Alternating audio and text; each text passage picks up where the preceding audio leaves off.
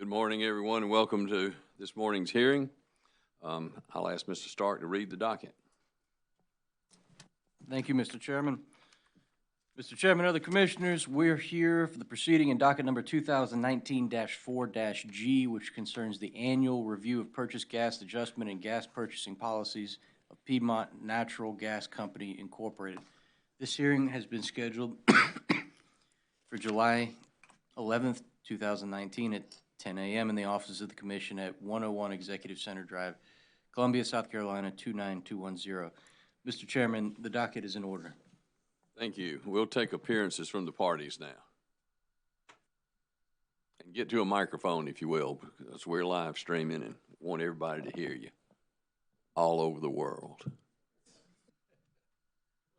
Thank you, Mr. Chairman. My name is Jim Jeffries. I'm with the law firm of McGuire Woods. I'm appearing today on behalf of Piedmont Natural Gas Company. And I'm Jeremy Hodges of the law firm of Nelson Mullins, also appearing on behalf of Piedmont Natural Gas Company. Thank you. Welcome. Good morning, Mr. Chairman, Commissioners. Leslie Hammonds with the Office of Regulatory Staff. And Jeff Nelson. Welcome.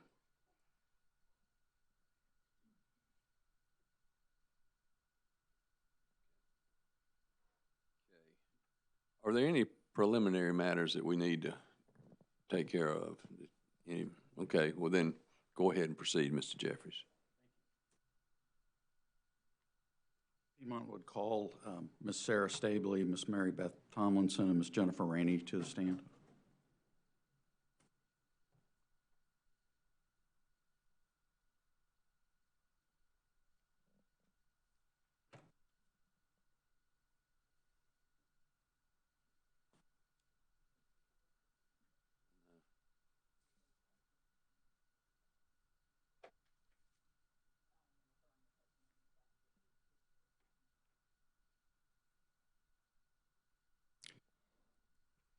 Ms. Stabley, I believe we'll begin with you, if that's all right.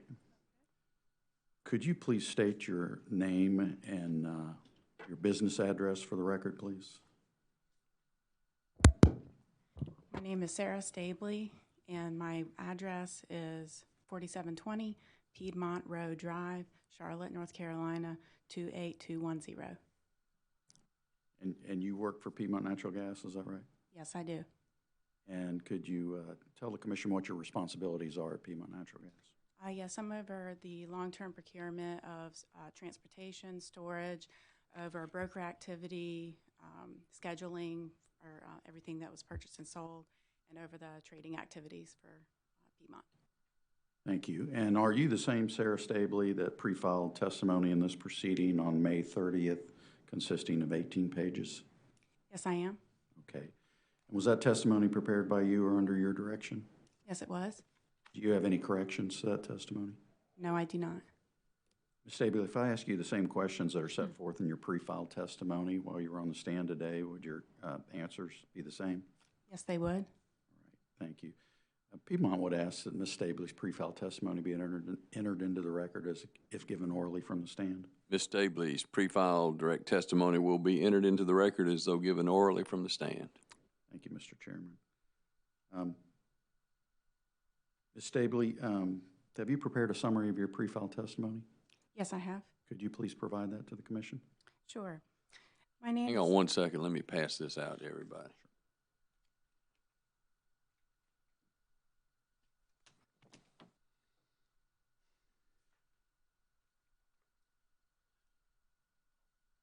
Sorry, didn't mean to halt momentum there.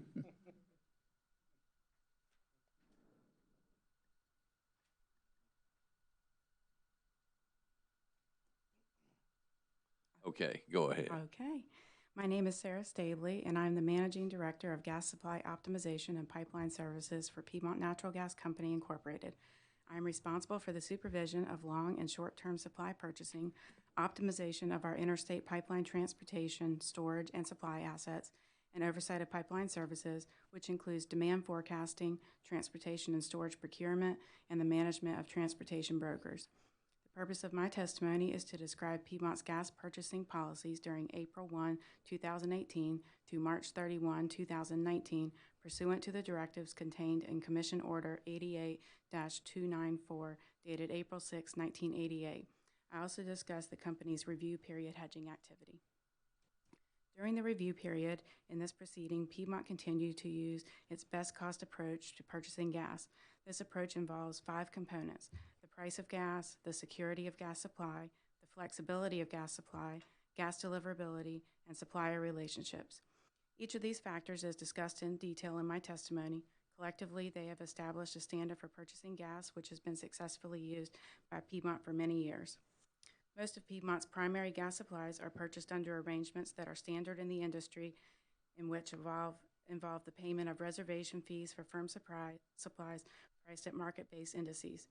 Piedmont also purchases short-term supplies on the spot market, again at market-based prices, as necessary to meet its customers' needs during non-critical periods. Before purchasing these supplies, Piedmont engages in a substantial effort to determine the specific need for new supply, in which it evaluates the needs of its customers, their usage characteristics, growth on its system, and available supply options, among other things, as described by Ms. Rainey in her testimony. The company has taken a number of steps to manage its gas costs consistent with its best cost purchasing policy, including active participation at FERC, restructuring of supply and capacity contracts to adjust to market conditions, and the promotion of more efficient use of its system and of its capacity and commodity rights. During the review period, Piedmont continued to utilize its hedging plan as an insurance policy to reduce gas cost volatility to its customers. Piedmont's hedging activities for the review period in this proceeding resulted in a net economic cost to customers of approximately 7 cents per month. Piedmont did not deviate from its approved plan during the review period. The company also uses a deliberative process to maximize the value of capacity and supply assets when they are not needed to serve Piedmont's customers. This process includes the solicitation of bids for long-term delivered supply sales and extensive market research to establish daily or monthly sales prices. These practices resulted in $4,047,969.63 in secondary marketing credits this year. Piedmont believes that its gas purchasing policies are prudent and that its review period gas costs were prudently incurred. Thank you, Ms. Stabley. Ms. Tomlinson, could you please state your name and business address? My name is Mary Beth Tomlinson. My business address is 4720 Piedmont Road Drive, Charlotte, North Carolina, 28210. And you're also employed by Piedmont Natural Gas, is that right? Yes, I am. And what are your responsibilities with Piedmont? I am the manager of gas accounting. My responsibilities include recording the cost of gas on Piedmont's books, maintaining a proper match of revenues and cost of gas on Piedmont's income statements, verifying volumes and prices on all invoices related to the purchase and transportation of natural gas, and recording gas inventory accounts and deferred accounts. And are you the same Mary Beth Tomlinson that pre-filed testimony in this proceeding on May 30th, consisting of 3 pages and exhibits marked MBT1 and MBT2? Yes, I am. Was that testimony and were those exhibits prepared by you or under your direction? Yes, they were. Do you have any corrections to them? No, I do not. Ms. Tomlinson, if I ask you the same questions that are set forth in your pre-filed testimony today while you're on the stand, would your answers be the same? Yes, they would. Thank you. Mr. Chairman, Piedmont would move that Ms. Tomlinson's pre-filed testimony be entered into the record as if given orally from the stand. Ms. Tomlinson's pre-filed direct testimony will be entered into the record as though given orally from the stand. And we'd also ask that her exhibits MBT1 and MBT2 be identified as marked. Her exhibits MBT1 and MBT2 will be entered as hearing exhibit number 1. Thank you, Mr. Chairman. Ms. Thompson, do you have a summary of your testimony? Yes, I do. Could you please provide that? Yes. My name is Mary Beth Tomlinson, and I'm the manager of gas accounting for Piedmont Natural Gas Company. The purpose of my direct testimony is to provide the Commission with periods gas cost and hedging plan accounting data and end-of-period balances for the period under review in this proceeding. Pursuant to prior Commission directives, Piedmont maintains a gas cost deferred account in which it records on a monthly basis its gas cost expenses, amounts of gas costs recovered, and deferrals. For this review period, Piedmont's end-of-period balance in the purchased gas deferred account was an overcollection of $2,885,924.97. The ORS has conducted an audit of the entries to Piedmont's gas cost deferred account relevant to the review period in this proceeding. A summary of the monthly activity in Piedmont's gas cost deferred account is attached to my testimony as Exhibit MBT-1. Piedmont also maintains a hedging account in which it records the expenses, gains, and losses associated with Piedmont's natural gas hedging program. This account activity was also reviewed and audited by ORS as a part of this proceeding. A summary of the activity in this account is attached to my testimony as Exhibit MBT-2. Thank you, Ms. Tomlinson. Ms. Rainey, could you provide your name and business address for the record, please? My name's Jennifer Rainey. My business address is 4720 Piedmont Road Drive, Charlotte, North Carolina, 28210. And you are also employed by Piedmont? Yes, I am. And what are your responsibilities? I'm the Director of Pipeline Services, and I'm responsible for overseeing all the planning of our interstate and intrastate pipeline capacity and storage capacity. I also direct activities for forecasting our design day needs and for our daily and monthly needs. In addition, I oversee activities related to FERC for the pipelines that we do business with, as well as activities related to third-party transporters on Piedmont's system. And are you the same Jennifer Rainey that pre-filed testimony on May 30th consisting of 11 pages? Yes, I am. And with that testimony were exhibits marked GJR1 through GJR6, is that correct? Yes, that's correct. Was your testimony and were your exhibits prepared by you or under your direction? Yes, they were. And do you have any corrections at this time? Not at this time. Ms. Rainey, if I ask you the same questions that are set forth in your pre-filed testimony today while you're on the stand, would your responses be the same as is reflected in your pre-filed testimony? Yes, it would be. Thank you. Mr. Chairman, Piedmont would ask that Ms. Rainey's pre-filed testimony be entered into the record as if given orally. Ms. Rainey's pre-filed testimony will be entered into the record as though given orally from the stand. And we would also move that Ms. Rainey's exhibits GJR1 through GJR6 be admitted into evidence. Ms. Rainey's exhibits GJR1 through 6 will be entered as hearing exhibit number 2. Thank you, Mr. Chairman. Ms. Rainey, have you prepared a summary of your testimony? Yes, I have. Could you please provide that? My name is Jennifer Rainey, and I'm Director of Pipeline Services for Piedmont Natural Gas Company, Inc. The purpose of my direct testimony is to describe Piedmont's markets in South Carolina, the projected growth in those markets, the capacity acquisition policies and practices we use to serve those markets, and the efforts undertaken by Piedmont at the Federal Energy Regulatory Commission on behalf of our customers to ensure that interstate capacity and storage services are fairly and reasonably priced. As of March 31st, 2019, Piedmont served approximately 147,241 sales and transportation customers in South Carolina. During the review period in this proceeding, Piedmont delivered 62,511,359 decatherms of natural gas to its South Carolina customers. Roughly 93% of those deliveries went to Piedmont's firm market, primarily consisting of residential, small commercial, small industrial, and power generation customers. The remaining 7% of these deliveries were made to Piedmont's interruptible market, primarily consisting of large commercial and large industrial customers. Piedmont calculates the design day needs of its system based on a number of factors and inputs, including historical weather, historical operating experience, forecasted customer additions, and projected demand. Much of the data underlying these factors is attached to my testimony as exhibits.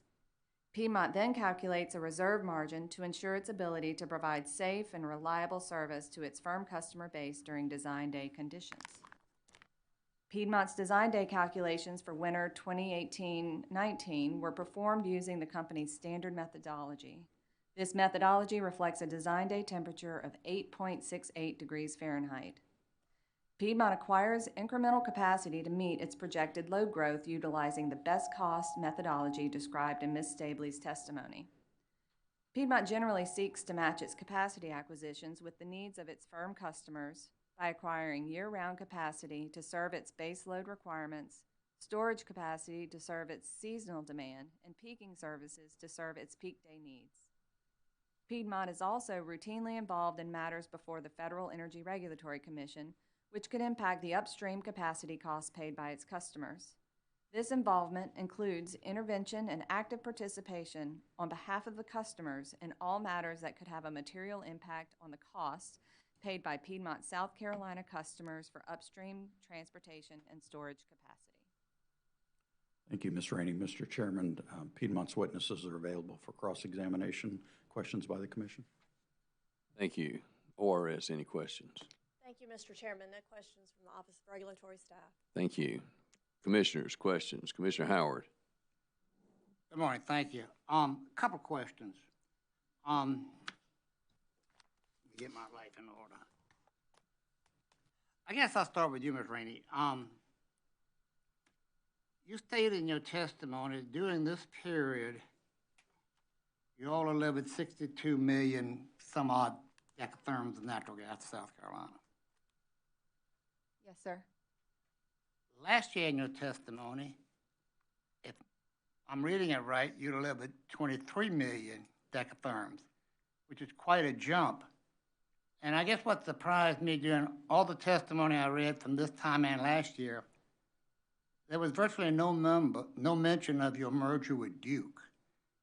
And I guess I was looking forward to reading things about maybe some economies of scale since the merger, in particular since the jump in amount of decatherms in South Carolina. Could you comment on that, or did I read it wrong, which is possible? You absolutely read it correctly. There was a jump in throughput from the previous review period to the current review period. The W.S. Lee generating facility is a combined cycle power generation facility that came online in the late summer of 2017, which actually was in the previous review period. But when power generation first comes online, there's a lot of testing, and so the generation amount is not as much as when they've completed that testing. So going into that season, there wasn't as much natural gas usage by that facility. However, in the current review period, the facility was fully up and operating, and that one facility captures the difference in the previous review period and the current for the majority of the increase. Okay. The other question I had along those lines were, last year, 83% of your purchases were firm. This year, 93% of your purchases were firm, which was, to me, a big jump. So you went from 83 firm to 93 firm. Is that I guess, a marketing philosophy, for the lack of a better word, at Duke, or why would there be such a jump in firm capacity? So yes, there was a jump, and again, that is attributable to this power generation facility. So the power generation customer transports their natural gas on our system firm so that they can be assured of getting the gas when they need it. And because it's such a large quantity, it actually caused that percentage to move up during the review period. Stable. Yes. You went into great detail, and I want to ask you to go through with the 5 steps, and I'm not going to ask you to go through. What I would ask you to do, your 5 steps in purchasing practice, whatever you want to call it. Give me some weighted average. Which one are more important, or which one, if you had to lift them in order of importance of credibility, let's just say, how would you list those 5 items? I would list security as the most important, just to ensure that we have it, and then the others are weighted equally. Chairman, that completes. Thank you, Mr. Chairman. Thank you. Commissioner Hamilton. Thank you, Mr. Chairman. I'll start off with my favorite question about the Atlantic Coast Pipeline, and where is it in now at this time in being ready for use? So the Atlantic Coast Pipeline is currently scheduled to be in service in late 2021. While the project has met challenges, our understanding is that the owners are pursuing multiple paths forward to overcome the current hurdles and meet that projected 2021 in-service date. Okay, I assume that the present path of the Atlantic Coast Line will provide additional gas to the Piedmont area of South Carolina to bring about the growth that's needed there. The Atlantic Coast Pipeline's route does end in eastern North Carolina. However, one of the benefits to South Carolina is that through displacement on our system, so providing that extra supply into eastern North Carolina allows for increased, availability into South Carolina through displacement. Give you additional supply. Correct. Okay, thank you, ma'am. And following up on Commissioner Howard and growth, I think you've estimated a 1.67% growth following a record year. Yes, sir. Okay, tell me how you came about that and what do you think is going to bring about that growth? So our sales and marketing group looks at the economic forecast in the areas that we serve, the employment situation, any growth opportunities such as new jobs and industry. That growth rate is primarily driven by, say, new housing orders, that sort of thing. And I checked with our sales and marketing group yesterday, and they said we are on track year on year to meet those projections in the service territory in the Carolinas, including South Carolina. Very good. Sounds very good. Thank you very much. Thank you, Mr. Chairman. Thank you. Commissioner Belzer. Thank you, Mr. Chairman. Ms. Rainey, I want to follow up on that Atlantic Coast Pipeline, if I could. I think in your testimony, I'm looking at your testimony on page 9, where you discussed the ACP in some length, and the anticipated date of 2021 to come online. If the project is delayed or beyond that, where would y'all expect to get the capacity that y'all project is going to be needed during that time frame? Right. So if there is a further delay, so the current projection in our design day with the move of the in-service of the Atlantic Coast Pipeline to the 2021-22 winter shows a slight deficit in the 2020. I'd have to look at my exhibit. I think that was 2020 to 21 winter, I believe. So for that type of a short-term deficit, we would get bridging supply delivered directly to our city gate to bridge that gap in that year. That's what we do for any short-term deficits that we might experience just based on the way the capacity and demand can fluctuate. And I'm looking at your exhibit 5C. What is that? GJR 5C. And yes. And that, are you in the column? You're in the column 2020-21. Is that correct? Or 21-22. That's correct. Okay. And we're on line 10, showing a deficit of 125,000. The line 10 is actually represents the firm transportation without standby on our system. So the top part of the design day schedule is a summary of the system demand.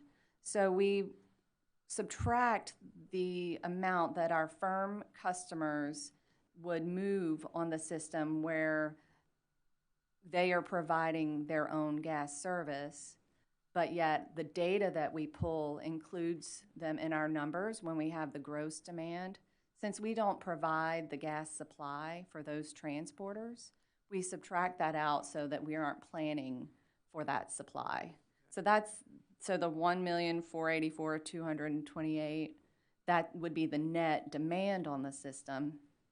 And if you move further down to line 23, you'll see the Atlantic Coast Pipeline, and that's where we have moved that to 21-22. Okay. And then down at the very bottom, the 25,173 deficit would be the deficit we're showing for that year. Thank you very much. Appreciate that explanation. Of course. That's all I have, Mr. Chairman. Thank you. Commissioner Whitfield. Thank you, Mr. Chairman. Good morning. Good to have you with us.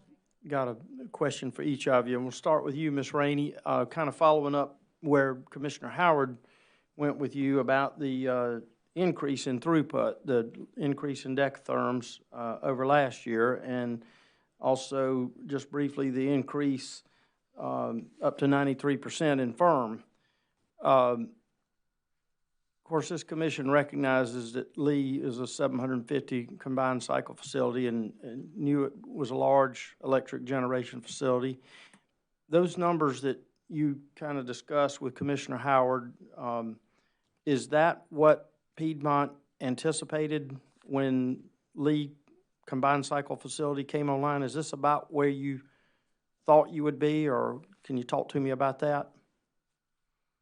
My area, it doesn't really focus on all of the power gen specifically. Obviously, we capture the throughput numbers. Our power generation customers provide their own gas supply, so we don't plan for that supply. However, before a customer connects to our system, they work with our operations department to ensure that the pipeline has the capacity operationally to move the natural gas. So I wouldn't have been a part of that planning, but I do capture. You got the data, but you weren't part of the planning.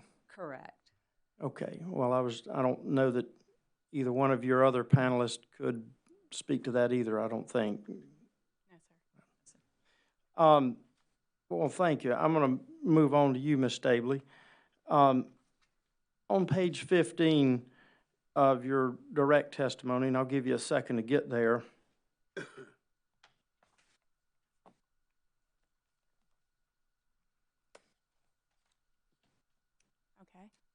Kind of down toward the bottom of it, I guess, lower part, you discussed compliance with the hedging plan. I guess a couple of questions related to that. To your knowledge, how often has the hedging plan changed since hedging was introduced? It has not changed very often. There have been market changes that have initiated some changes to the plans to the plan over the years, but it's been a number of years since there have been any changes to the approved plan as it is right now. Okay, and this year, the net cost to customers is approximately 7 cents a month, you stated. Yes, it is. In your mind, what would constitute a need to change the hedging program? I think if there were a significant change in forecasted pricing, if prices went up significantly, we would probably look at making a change to the plan. But as is right now, the forecasted prices are sub $3 for the foreseeable future. So no changes are planned. Yes, certainly. Ms. Tomlinson, I want to ask you about your testimony. One of your exhibits, MBT1, shows that the company began the review period with $298,268 overcollection and ended the review period with approximately $2.886 million overcollection. Talk to me about the main drivers that led to the increase in overcollection. The main drivers for that was the secondary marketing and capacity release, which was $4.1 million, and that was an increase to the overcollection, and then the demand true-up decreased the overcollection by about $800,000, and there were a bunch of other components that went into that, but those are the two main drivers. Okay, and I think Ms. Stabley references that secondary market credit in her testimony. Correct. Thank you. That's all I have, Mr. Chairman. Thank you. Commissioner Urban. Thank you, Mr. Chairman. Good morning. It's good to have you with us. I'm wondering if you have identified any other coal-fired plants in the Carolinas that might be considered as candidates for replacement with a combined cycle natural gas facility. Are you aware of any planning in looking at that possibility? I have not looked into that. That would be a little more in a different Right. group. I thought it might be, but it's fair to say that in terms of cost, natural gas is still trending downward compared to other fossil fuels. Is that fair to say? Correct. Natural gas remains a competitive fuel relative to other options. And in terms of environmental impact, it's preferable to a coal-fired plant because of the reduced emissions levels. That's my understanding.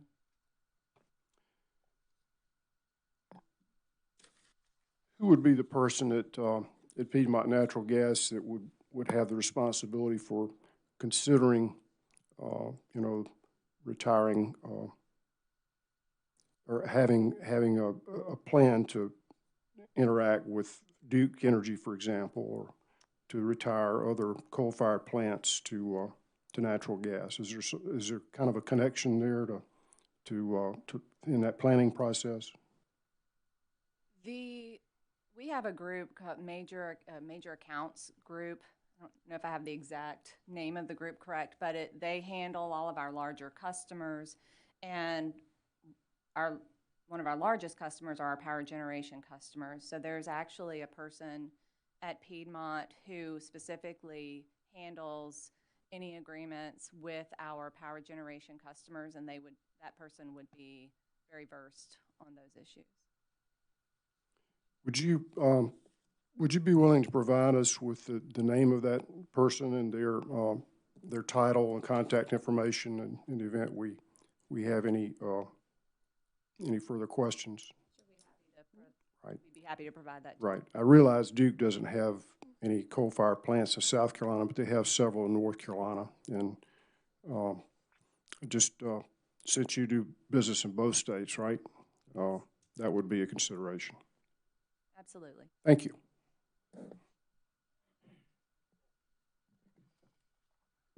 Commissioner Williams. Thank you, Mr. Chairman. Good morning, panelists. Good morning. This question is for the entire panel. Are any of you aware of any trends, projections, or forecasts that suggest that the price of natural gas will increase in the immediate future? I am not. So, based on everything that you all know, we're going to enjoy, or the ratepayers are going to enjoy, the competitive price that we have currently for the foreseeable future. Yes. If you look at the NYMEX futures, the NYMEX futures is where gas is actually traded for future periods. And for the next 3 years, it's all been trading below $3. This question is for Ms. Rainey. On page 3 of your pre-filed testimony, you discuss alternative sources of energy to natural gas. Yes, sir. In the interruptible market, how competitive are these other sources to natural gas? My understanding is that with gas prices the way they are and the way they are projected, that natural gas remains a very competitive fuel for our interruptible customers who might have that fuel flexibility. Have you noticed any trends in demand or pricing for alternative energy sources? That is not something I've tracked specifically, but in general, my understanding is that compared to fuel oil or other options, that natural gas remains competitive. This question is also for you, Ms. Rainey. Has Scanner's merger with Dominion had any impact on your purchasing practices in South Carolina? That merger has had no impact on the way we operate our business or manage our capacity acquisition. Have you noticed a change in pricing and availability since the merger? As it relates to pipeline capacity, I have not. That's the area of my responsibility. I've not noticed any change due to that merger. Thank you. No further questions. Thank you, Commissioners. Any other? Commissioner Belzer, you? Another? No, I'm sorry. Okay, I just saw your light on. I just want to make sure I didn't skip you. Let's see. I don't think I had, well, just one curiosity question for Ms. Tomlinson. Your consultant fees, for hedging dropped from $746 a month to $558 a month. How have you been able to reduce those? And that's in your exhibit MBT 2, I think. That's the fee that we pay to RMI. Sarah actually contracts with me. Okay.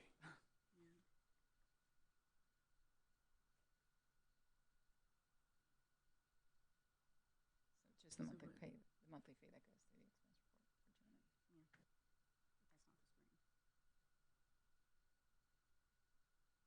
That's the RMI, how much RMI charges us. So that, Yeah, so that's just the consulting fee that we are charged by RMI, which is FC Stone, for the hedging activity that we do. So you just got a better deal. I would have to look at the It's a numbers great a little bit job more by what you're closely. doing, right? I would have to look at the numbers a little bit more closely. I'm not familiar with exactly why they went down. Okay, thank you. Commissioners, any other questions? Okay. Not any redirect. I have just two quick questions, Mr. Chairman. The first is for Ms. Stabley. If you'll recall, a few minutes ago, Commissioner Whitfield was asking you some questions related to how the Piedmont's implementation of its hedging plan have changed over time. And if you were to characterize Piedmont's approach to hedging right now, would you characterize it as aggressive, moderate, conservative, or some other word you would pick? Very conservative. Okay. And does that relate to, tell us why you would consider it conservative? It's a very low-cost insurance policy is the way we view it. We are only buying call options, and those are relatively low cost. So it's, the only expense that we have associated with the hedging plan is to actually buy the call options and then our trading fees. Okay, thank you. And the second question I have is for Ms. Rainey. You recall Commissioner Irvin was asking you some questions about retirement of coal plants and Yes. who would be responsible for making that decision. Can you tell us, is there anyone at Piedmont Natural Gas who would be involved in making a decision to close a coal plant? No, there's not anyone at Piedmont. But there is someone at Piedmont who deals with our natural gas power generation customers, and they may have that So assuming one, just based on public information. right, so assuming one of the electric power providers in our territory in North or South Carolina had a coal plant, they presumably would turn to gas as the alternative. That has been the trend. Yeah, I mean, there's really no other viable option right at this point in time, is there? That's correct. Okay, and you, Any public plans that might be out there to that effect would likely be followed by the person at Piedmont who deals with that customer. so to the extent that we're involved in that process, it would be as the fuel supplier to the new plant, right? It would be as the fuel transporter to the new plant. Thank you for that correction. Sure. That's all I have, Mr. Chairman. Thank you. Thank you. Okay, is there anything else for these witnesses? Not, thank you very much for being here today, and you may step down. Thank you.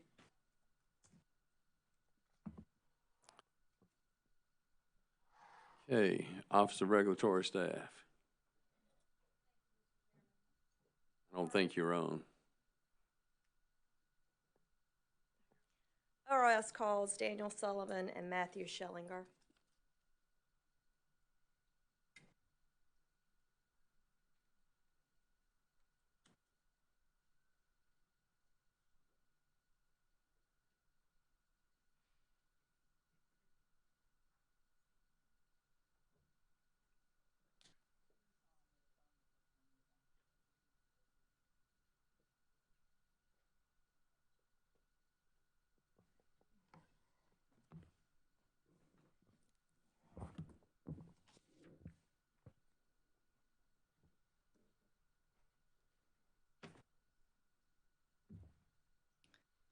Mr. Sullivan, will you please state your name and occupation? Daniel Sullivan. I'm employed by the Office of Regulatory Staff as the Deputy Director of the Audit Department. And are you the same Daniel Sullivan whose pre-filed direct testimony and audit exhibits DFS 1 through 3 were filed on June 14th of this year? Yes, I am. Do you have any changes? No, I do not. Mr. Chairman, we ask that Mr. Sullivan's pre-filed direct testimony be read into the record as if given orally from the stand. Mr. Sullivan's pre-filed direct testimony will be read into the record as though given orally from the stand. And we move that his audit exhibits DFS 1 through DFS 3 be marked for identification and entered into the record. Okay, his exhibits DFS 1 through DFS 3 will be entered as hearing exhibit number 3. Thank you. Mr. Sullivan, did you prepare a summary? Yes, I did. Will you present that now, please? Sure. Good morning, Mr. Chairman, members of the commission. The purpose of my testimony is to set forth findings resulting from ORS's examination of the company's purchased gas deferred account, storage inventory activity, and hedging account activity for the period April 1st, 2018 through March 31st, 2019. ORS has included the results of our examination in audit exhibits DFS 1 through DFS 3. Audit exhibit DFS 1 presents, for each month, the components which contribute to the company's over-under collection in the purchased gas deferred account for the period. Audit exhibit DFS 2 summarizes the company's gas storage inventory activity during the review period. Audit exhibit DFS 3 details the results of the company's hedging activity for the review period, as well as the cumulative loss since inception of the program. Based on our examination, it is the opinion of ORS that the overcollection balance in Piedmont's purchased gas deferred account at March 31st, 2019 of $2,885,924 shown on company witness Tomlinson's exhibit MBT1 is accurately stated. Thank you, Mr. Sullivan. Mr. Schellinger, would you please state your name and occupation? My name is Matthew Schellinger. I'm employed by the Office of Regulatory Staff as a regulatory analyst. And are you the same Matthew Schellinger whose pre-filed direct testimony was filed on June 14th? Yes, I am. Do you have any changes to that? No, I do not.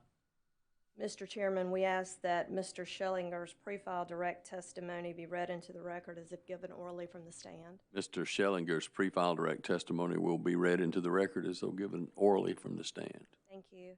Mr. Schellinger, did you prepare a summary? Yes, I did. Will you present that now, please? I'd be happy to. Good morning, Chairman and members of the Commission. The ORS review covered the period of April 1st, 2018 through March 31st, 2019. My testimony addressed 4 key points of ORS's review. First, ORS found the company's gas purchasing policies to be reasonable. Second, ORS found that Piedmont managed its hedging program in compliance with prior Commission orders. Third, ORS determined Piedmont adhered to its Commission-approved GCRM tariff. Fourth, ORS found that the company is prepared to meet its obligations for the upcoming winter's projected firm customers' requirements. This concludes my summary. Thank you, Mr. Schellinger. Mr. Chairman, the witnesses are available for questions.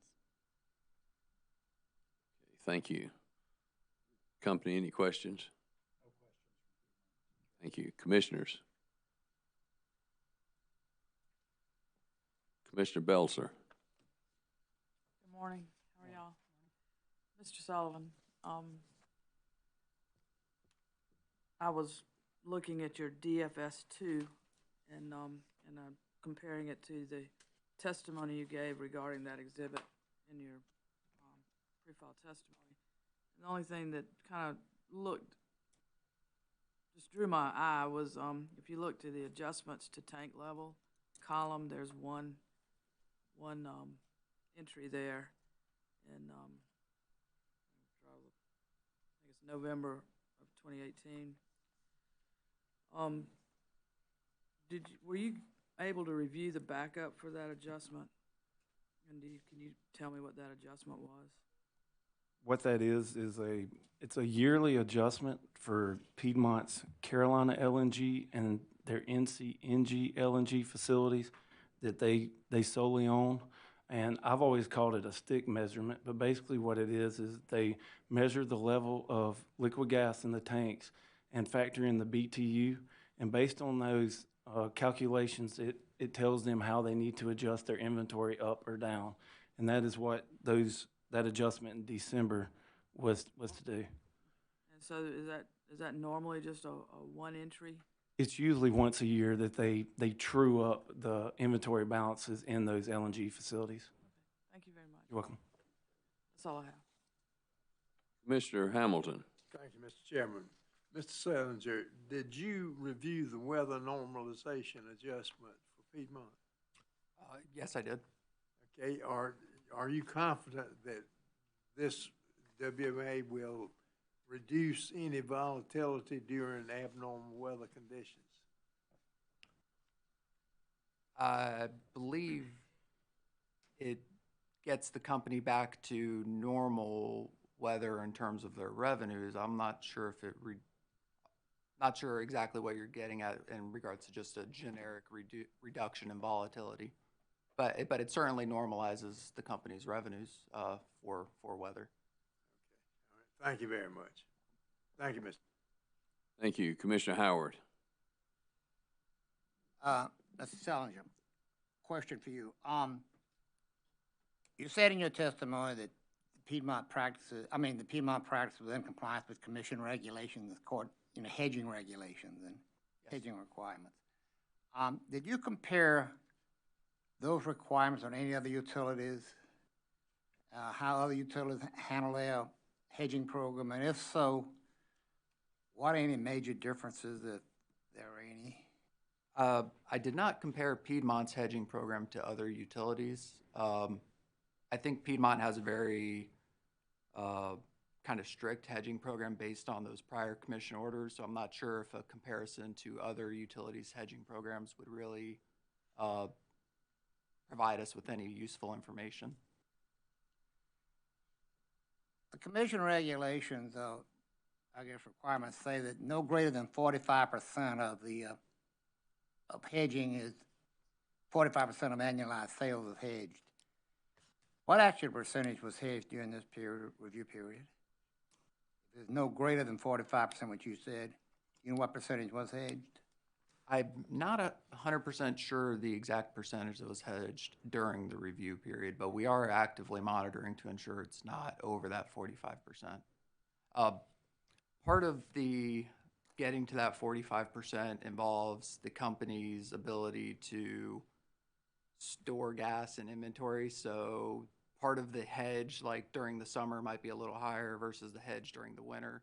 So I'm not really able to get that direct connection between the actual gas that ended up being used versus the gas that was, hedged in a given month. Likewise, then my next question was, you're not supposed to hedge any over 12 months. So you would probably the same answer you just gave me for the pipe. That one I can confirm. The company has not placed any hedges beyond 12 months. You don't know how much they have. How much they have beyond 12 months would be 0%. Okay. Thank you. Thank you, Mr. Chairman. Thank you. Commissioners, any other questions? Mr. Urban. Thank you, Mr. Chairman. Mr. Sullivan, could you briefly describe the procedure or process for auditing the company's hedging activities?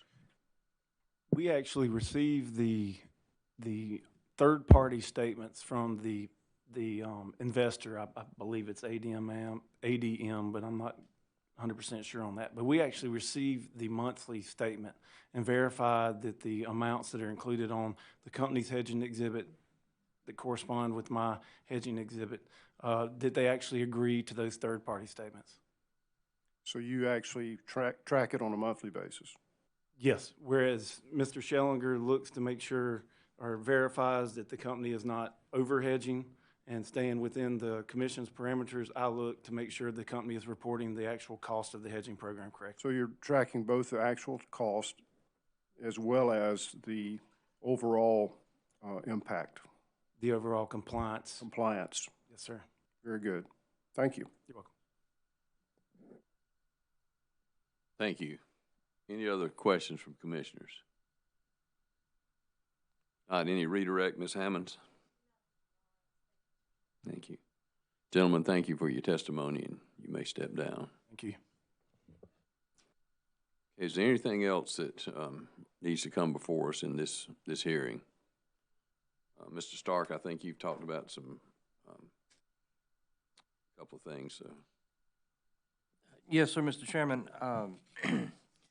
Just for, as a housekeeping matter, I believe we will ultimately need proposed order dates, an agreed upon proposed order date, and I think with discussion among all council, July 25th, which is 2 weeks from today, was acceptable to the parties.